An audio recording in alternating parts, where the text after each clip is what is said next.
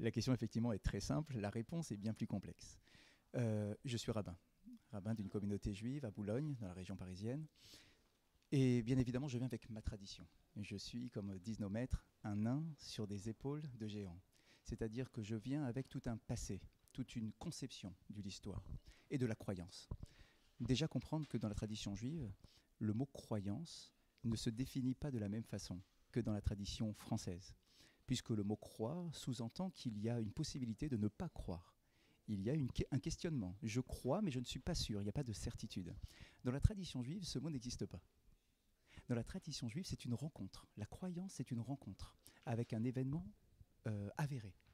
Par exemple, le premier des 10 commandements, chose que je pourrais développer tout à l'heure, le premier des 10 commandements, Dieu se présente au peuple d'Israël comme étant le Dieu créateur et le Dieu qui a fait sortir son peuple d'Égypte. C'est-à-dire, je ne vous demande pas de croire en quelque chose que vous ne connaissez pas.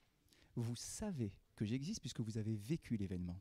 Donc en réalité, cette croyance se fonde sur quelque chose de vécu qui se partage sur quelque chose de complètement métaphysique et qui se retrouve en l'homme, puisque l'homme porte l'image divine.